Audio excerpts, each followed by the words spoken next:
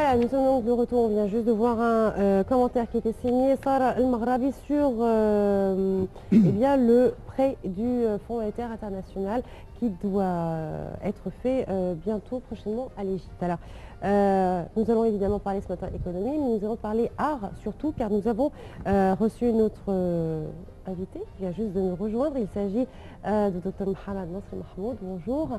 Alors, vous avez un parcours un petit peu atypique puisque vous avez étudié l'économie, le management, Exactement. mais aujourd'hui c'est l'art qui prône dans votre vie et c'est devenu votre passion, n'est-ce pas? Exactement. Artiste peintre. Artiste peintre et en même temps économiste et spécialiste du management. Alors comment on peut faire pour faire les deux? Ah, c'est très intéressant, c'est une question très intéressante. Qu'on m'a beaucoup posé la même question, on voit toujours les choses d'une manière très différente. C'est-à-dire que est-ce qu'il y a une relation entre l'art et l'économie, le commerce, la politique, sociale, toutes sortes de vies? Oui, bien sûr, il y a une relation très très forte, très reliée entre l'art et tout type d'activités qu'on pratique dans notre société. Donc, au niveau professionnel, je suis économiste et je suis spécialiste du management. Et au niveau des hobbies, que je l'appelle jusqu'à maintenant hobby, même j'ai fait des expositions en Égypte, en dehors d'Égypte, mais je le vois comme un hobby jusqu'à maintenant. Voilà, comme un passe-temps en fait. Un passe-temps, exactement. C'est ça l'idée. Et ce passe-temps, est-ce qu'il s'est transformé en un métier vraiment concret? Est-ce que est-ce que c'est votre gagne-pain aussi, le fait d'être artiste ou pas? Et c'est quel genre d'art que vous faites justement? Oui. Il faut d'abord montrer une chose très importante pour moi, au niveau même personnel. Je dis toujours que toutes ces pratiques de la vie, c'est un hobby, même au niveau professionnel. Parce qu'il faut aimer ce qu'on fait dans la vie. Donc, au niveau du management économique, même la peinture, l'art en général, il faut la pratiquer avec la passion. Si on n'a pas la passion, on ne peut pas être professionnel. C'est ça l'idée principale. Donc, j'ai commencé comme un artiste depuis 20 ans, avec des expositions, avec des peintres égyptiens célèbres, que j'ai beaucoup appris d'eux.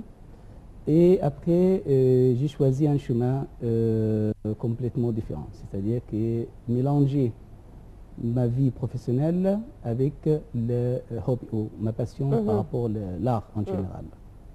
Donc, et chaque exposition que j'ai fait, il y a toujours un thème principal. Et mon dernière exposition, c'était à l'Opéra au mois de mars. Et le thème principal, c'était l'opéra. C'est pour ça que j'ai choisi l'opéra. Et toujours, il faut relationner, il faut relier le thème avec les lieux. Le lieu. C'est très important.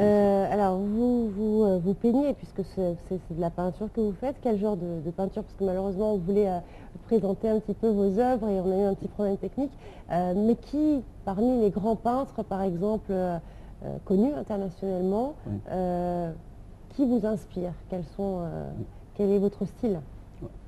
Au début, j'ai commencé comme tous les artistes, et ça c'est une recommandation pour tout le monde qui pratique l'art en général. Il faut commencer toujours par la période qu'on appelle classique. Il faut être classique, il faut copier des grands artistes comme Velázquez, comme des autres, même Da Vinci, etc. Et après, chacun choisit son thème, son manière qu'il pratique après, son type d'art. Maintenant, je dois dire que je suis un artiste contemporain. D'accord. J'ai déjà passé par l'époque classique et maintenant contemporain. Donc, au niveau international, j'étais beaucoup influencé par le grand artiste Rudolf Steiner. Et au niveau classique, un autre grand artiste, Sabri Raghib, ici en Égypte. Comment vous est venue cette passion?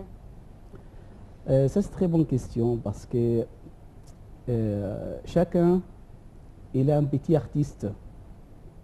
Donc, vous êtes artiste, hein, parce que vous avez la passion de présenter un programme très intéressant comme ça, vous êtes artiste. Un médecin, c'est un artiste. Un professeur, c'est un artiste. C'est-à-dire que toute la communauté, toute la société elles peuvent pratiquer le niveau artistique dans son métier. Dans son métier. Donc, j'ai commencé depuis 20 ans, comme je l'ai dit, comme un hobby. Et j'ai appris petit à petit, mais je dois dire que je suis autodidacte. Je suis complètement autodidacte. J'ai dépendé beaucoup de moi-même, mais j'ai copié beaucoup. Donc, pour apprendre, pour évoluer un métier, il faut copier. Un écrivain, il faut copier un autre écrivain, jusqu'à ce qu'il arrive à son style. Un artiste, un peintre, il faut copier des autres, jusqu'à ce qu'il définit son style, une manière de travailler. Alors, l'Égypte est actuellement en train de se reconstruire parce que nous sommes dans une période où une phase d'instabilité, une révolution qui est venue, donc on a beaucoup souffert et on souffre encore au point de vue économique. Je sais que c'est votre métier aussi, hein, l'économie. Est-ce qu'aujourd'hui, dans cette phase de reconstruction, vous aimeriez que plus tard, justement, que cet art, que l'art de la peinture ou les autres arts, soit un facteur économique pour ce pays? C'est-à-dire, est-ce que l'on peut exporter notre art? On voit, il y a des pays qui exportent facilement leur art. Est-ce qu'aujourd'hui, l'Égypte est capable de faire ça? Est-ce qu'on a des personnalités, des gens qui ont du talent, qui ont cette passion, justement, pour ça? Je suis complètement d'accord parce que c'est un sujet hyper important en Égypte, surtout pour cette période de transition qu'on vit tout à l'heure, parce qu'il y a deux facteurs principaux. Le premier, pour moi, c'est très important au niveau de toute l'Égypte, je parle de toute l'Égypte, pas seulement au niveau des artistes, qu'on a besoin d'améliorer notre image culturelle au niveau international, à travers les médias, à travers le gouvernement, à travers notre ministre de Culture, bien sûr, et le président Morsi. Donc ça, c'est un sujet hyper important maintenant. Il faut focaliser sur notre image par rapport à l'extérieur. Je voyage beaucoup et je vois quelquefois l'Égypte en dehors, comment les gens, comment les étrangers voient l'Égypte. Donc ça, c'est le côté d'image et culture. L'autre côté économique, ben oui, l'art, ils peuvent en général supporter et soutenir l'économie égyptienne d'une manière très forte. On voit ça en Europe. Et on a la tradition, hein, jusqu'à les siècles, 3e, 4e siècle, tout l'Orient, il était du luxe au niveau des arts. C'est-à-dire on a exporté beaucoup d'art, l'art des tapis, des céramiques, du verre, etc. Et après les 4e siècle, l'Occidental, ils ont pris toute cette expérience, ils ont converti de manière commerciale et soutenir son économie. Donc, si on convertit de manière commerciale et soutenir son économie. Donc, si on voit, par exemple, c'est des exemples qui sont venus de ma tête maintenant, que j'étais à la Biennale de Venise. Ça fait quelques mois. Et si vous voyez la Biennale, ce n'est pas seulement les artistes qui montrent leur chef d'œuvre. Non, c'est toute la ville de Venise. Il a vécu l'occasion, il a vécu l'événement au niveau touristique, au niveau économique, commercial, à part l'art commercial aussi, c'est-à-dire qu'il y avait des peintures qui sont vendues, etc. Donc ça crée un marché. Voilà, il y a plein de choses qui sont générées. Donc il y a un tourisme aussi qui est généré pendant cette période. Donc il y a beaucoup d'entrées d'argent qui viennent grâce à cet événement. Mais la mentalité des Égyptiens n'est pas une mentalité entre guillemets culturelle. C'est-à-dire que ce n'est pas un pays qui cultive cette culture. Les Égyptiens eux-mêmes ont par exemple beaucoup de mal à aller au musée égyptien pour connaître leur propre histoire, quand on regarde. Il y a, c'est vrai, on voit beaucoup d'expositions d'artistes peintres, que ce soit dans des galeries qui sont au centre-ville, dans le quartier de Zamalek et autres, au centre culturel El Saoui, à l'Opéra. Mais on sent que c'est quand même une faible partie de la population qui s'intéresse à l'art en général, que ce soit la peinture, la sculpture ou autre. Quel est le rôle du gouvernement, justement, pour promouvoir ça? En France, par exemple, je vais prendre le cas de la France, parce que c'est un pays que nous connaissons bien. il y a partout, hein. Si on a envie d'aller faire une exposition aujourd'hui, on va trouver.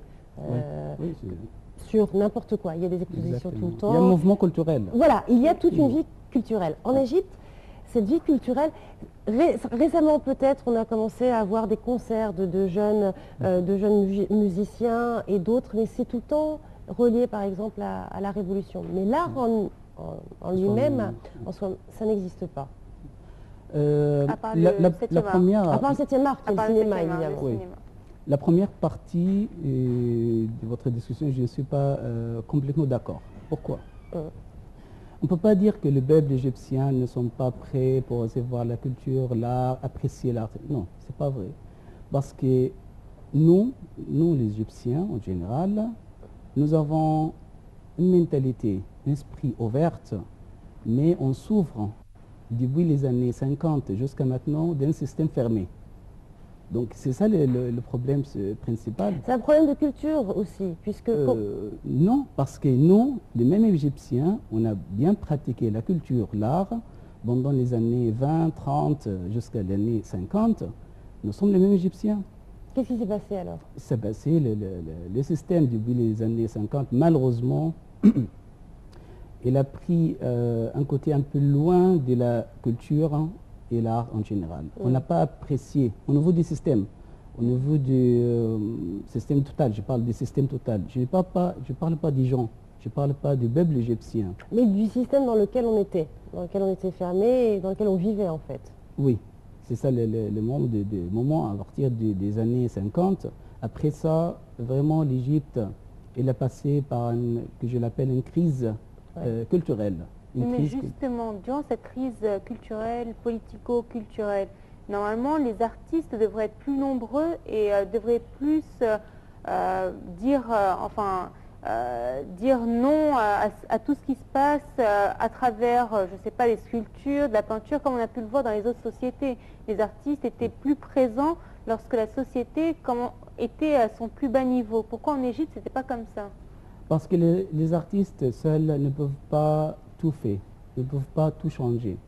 Il faut avoir une société complète de tout le peuple égyptien, avec un système, avec le gouvernement. C'est pour ça, je répète, c'est une bonne opportunité pour le gouvernement actuel et le ministre de la Culture de rappeler la période d'or d'Égypte, pendant les années 40, 50. Et il faut changer notre image au niveau culturel. Ça, c'est on a besoin. Mais justement, vous n'avez pas peur de ce changement d'image culturelle? Je suis tout à fait d'accord avec vous qu'il faut qu'il y ait une renaissance de toute cette Égypte, comme vous le disiez, qui a connu son apogée, que ce soit dans le monde du cinéma, puisqu'on avait une grosse industrie du cinéma, que ce soit dans l'art en général, de l'écriture, enfin beaucoup de choses. Aujourd'hui, nous sommes dans une période où, aujourd'hui, ce sont les frères musulmans qui sont arrivés au pouvoir.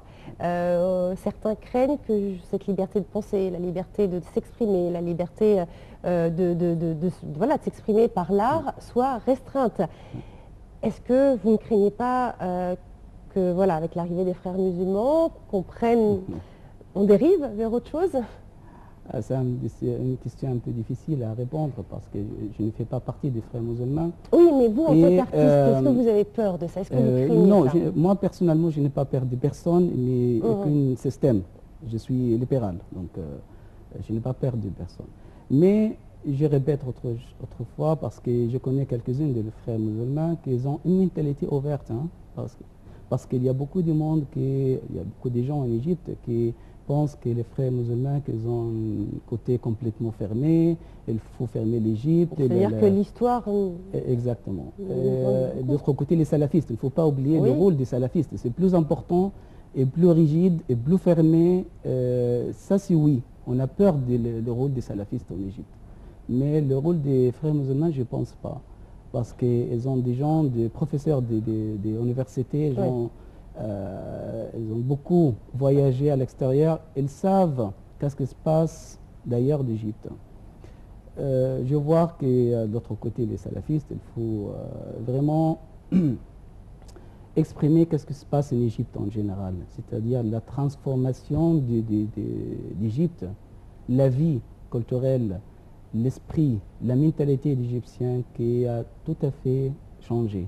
Donc il faut s'adapter aussi au mouvement de l'Égypte et aussi au niveau mondial. On n'est pas isolé de tout le monde.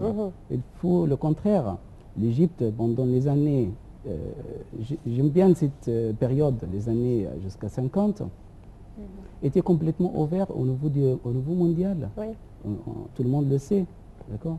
Donc je pense que c'est un défi, un challenge énorme pour les frères musulmans pour changer leur image par rapport au peuple égyptien.